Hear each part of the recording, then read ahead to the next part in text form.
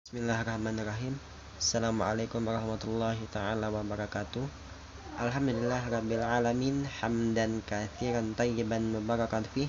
Salatu wassalamu ala asrafil anbiya'i wal mursalin Sayyidina wa maulana Muhammadin wa ala alihi wa sahbihi ajma'in, amma ba'du. Baiklah, perkenalkan, nama saya Muhammad Ali Yasir. Di sini saya ingin mempresentasikan makalah kami mengenai Arabia before Islam atau Arab sebelum Islam. Yang pertama, dalam kondisi politik ya. Kondisi politik di Arab pada saat itu, jadi ciri yang paling menonjol dari kehidupan politik Arab sebelum Islam adalah tidak adanya organisasi politik dalam bentuk apapun, dengan pengecualian Yaman di barat daya. Jadi tidak ada bagian semenanjung Arab yang memiliki pemerintahan kapanpun, dan orang Arab tidak pernah mengakui otoritas apapun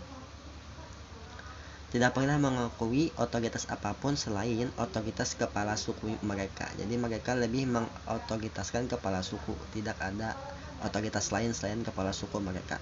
Kemudian otoritas kepala suku ini dalam banyak kasus bertumpu pada karakter dan kepribadian mereka, dan lebih bermoral daripada politik. Jadi lebih bermoral daripada politik biasanya yang otoritas kepala suku ini. Kemudian di sini ada satu-satunya hukum di negeri ini adalah pelanggaran hukum. Nah, jika terjadi kejahatan, pihak yang dirugikan mengambil hukum di tangannya sendiri dan mencoba untuk memberikan keadilan kepada pelakunya. Sistem ini sangat sering menyebabkan tindakan kekejaman yang menghebohkan. Jadi, jika orang Arab pernah melakukan sedikit pengekangan, itu bukan karena kerentanan dia terhadap pertanyaan benar atau salahnya, tetapi karena takut memprovokasi pembalasan dan balas dendam. Kemudian karena tidak ada yang namanya polisi, pengadilan atau hakim seperti sekarang ini ya, satu-satunya perlindungan yang dapat ditemukan seseorang dari musuhnya adalah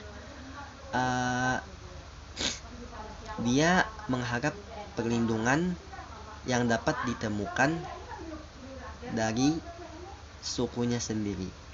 Jadi mereka tidak berharap kepada polisi atau pengadilan atau hakim, akan tetapi mereka mengharap perlindungan dari sukunya sendiri. Nah, suku tersebut memiliki kewajiban untuk melindungi anggotanya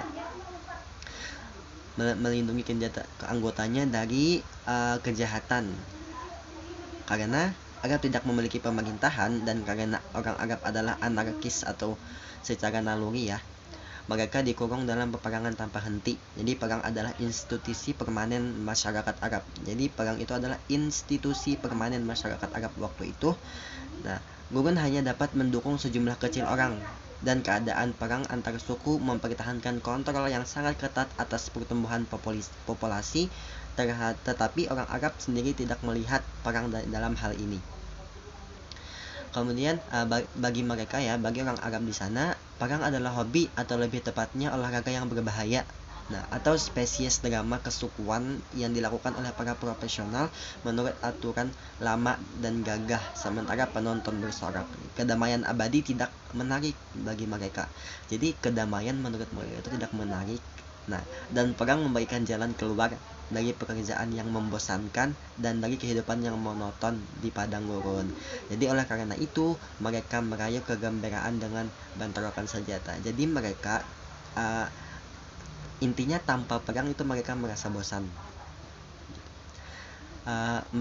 Perang memberi mereka kesempatan untuk menunjukkan keahlian memanah, menunggang kuda, kemudian dan juga perang mereka bisa membedakan diri dengan kepahlawanan mereka, dan pada saat yang memenangkan kemuliaan dan kehormatan bagi suku mereka.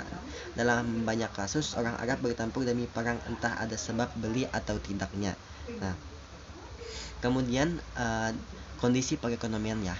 Kondisi secara ekonomi, orang Yahudi adalah pemimpin Arab. Nah, mereka adalah pemilik tanah subur terbaik di Hijaz, dan mereka adalah petani terbaik di negeri ini. Mereka juga pengusaha industri seperti yang ada di Arab pada masa itu, dan mereka menikmati monopoli industri persenjataan. Perbudakan adalah institusi ekonomi orang-orang Arab. Nah, budak pria dan wanita dijual dan dibeli seperti binatang, dan mereka membentuk kelas masyarakat Arab yang paling tertekan. Kelas paling kuat dari Arab terdiri dari para kapitalis dan pemberi pinjaman uang. Jadi tingkat bunga yang mereka kenakan untuk pinjaman itu sangat tinggi, dan secara khusus dirancang untuk membuat mereka semakin kaya dan para peminjam semakin miskin dan semakin miskin. Jadi maksudnya di sini para peminjam itu akan semakin diporotin. Maksudnya tuh kayak bunganya tuh makin tinggi, tidak sedikit. Kemudian mereka juga melakukan perjalanan ke Bahrain Timur dan ke Irak Timur Laut. Perdagangan karavan adalah dasar ekonomi Mekah. Tetap perdagangan ya. Dan organisasi membutuhkan keterampilan, pengalaman, dan kemampuan yang cukup. Nah, kemudian dari segi kondisi sosialnya. Nah, Arab adalah masyarakat yang didominasi laki-laki. Wanita tidak memiliki status apapun selain sebagai objek seks. Nah, jadi kondisi sosial di sana itu wanita itu hanya sebatas objek seks saja. Kemudian jumlah wanita yang dapat dinikahi oleh seorang pria pun tidak tetap, boleh berapa saja maksudnya. Ketika seorang pria meninggal, putranya mewarisi semua istrinya kecuali ibunya sendiri. Kebiasaan biadab orang Arab adalah mengubur bayi perempuan. Nah, mereka hidup-hidup. Bahkan jika seorang Arab tidak ingin mengubur putrinya hidup-hidup, dia tetap harus memegang teguh tradisi terhormat ini karena tidak dapat menahan tekanan sosial. Jadi kebiasaan biadab orang Arab juga mengubur bayi-bayi perempuan. Itu perilaku yang tidak terhormat ya. Kemudian kemabukan adalah sifat buruk orang Arab juga. Dengan mabuk, pergi judi, mereka adalah peminum kompulsif dan menjadi kompulsif. Jadi hubungan jenis kelamin sangat longgar. Banyak wanita menjual seks untuk mencari nafkah karena hanya sedikit yang bisa mereka lakukan. Wanita-wanita ini mengibar bendera di rumah mereka dan disebut wanita berbendera. Negara agama di Arab pra-Islam. Jadi periode dalam sejarah Arab yang mendahului kelahiran Islam dikenal sebagai zaman ketidaktahuan. Dilihat dari kepercayaan dan praktek orang Arab pagan, tampaknya itu adalah nama yang paling tepat ya. Orang Arab adalah pemuja berbagai agama yang dapat diklasifikasikan ke dalam kategori berikut. 1. Ada penyembah berhala atau politeis. Yang kedua ada etis. Etis ini seperti kelompok terdiri dari kaum materialis dan percaya bahwa dunia ini abadi. Jadi mereka merasa bahwa dunia ini abadi gitu, tidak ada hari kiamat atau apa. Kemudian yang ketiga ada zindik ya. Mereka dipengaruhi oleh doktrin Persia tentang dualisme di alam. Mereka percaya bahwa ada dua dewa yang mewakili kekuatan kembar, baik dan jahat, atau terang atau kegelapan, dan keduanya terkunci dalam perjuangan tanpa akhir atau supremasi. Yang keempat ada Sabines. Nah, Sabines ini mereka menyembah bintang.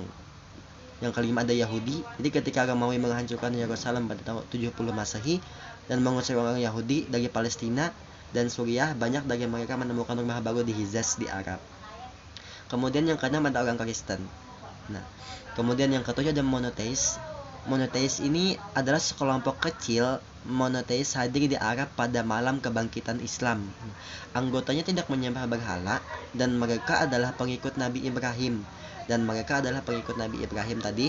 Kemudian anggota keluarga Muhammad, calon Nabi, dan Ali bin Abi Thalib, calon khalifah, dan sebagai besar anggota dari keluarga mereka, Bani Hashim termasuk dalam kelompok ini. Kemudian pendidikan di antara orang-orang Arab sebelum Islam. Di antara orang Arab, sangat sedikit orang yang bisa membaca dan menulis. Kebanyakan dari mereka tidak mempelajari seni, tidak terlalu tertarik ya. Maksudnya tidak tertarik untuk mempelajari seni. Beberapa sejarawan berpendapat bahwa budaya pada masa itu hampir seluruhnya bersifat lisan. Budaya di sana tuh hampir bersifat lisan, tidak ada tulisan. Jadi orang Yahudi dan Kristen adalah penjaga pengetahuan seperti yang dimiliki Arab. Dengan kebangkitan Islam, penekanan pun bergeser. Penekanannya bergeser untuk sementara dari puisi ke prosa. Nah, dan puisi kehilangan posisi prestisiusnya sebagai ratu seni Arab. Komposisi terbesar Islam adalah Al-Quran, Al-Majid, kitab suci Islam, dan itu adalah bentuk prosa. Umat Islam atau umat muslim percaya bahwa Al-Quran disusun di surga sebelum diturunkan kepada Muhammad utusan Allah.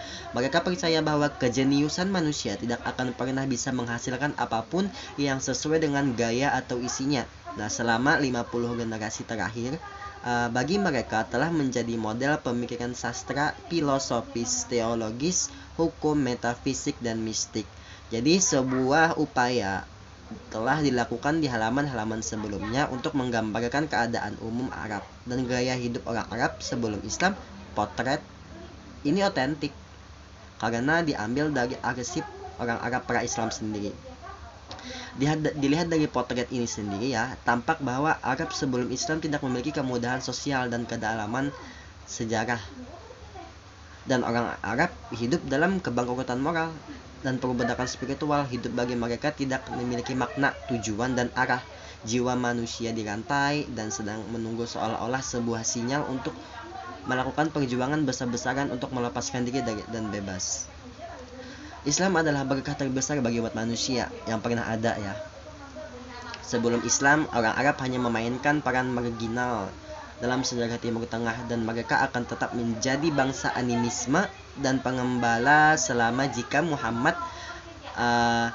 tidak memberi mereka fokus dan stimulus yang menyatukan suku nomaden mereka yang terpecah-pecah menjadi pendorong yang disengaja. Ya, mungkin itu saja dari saya. Salah hilap mohon maaf. Sekian. Wassalamualaikum warahmatullahi taala wabarakatuh.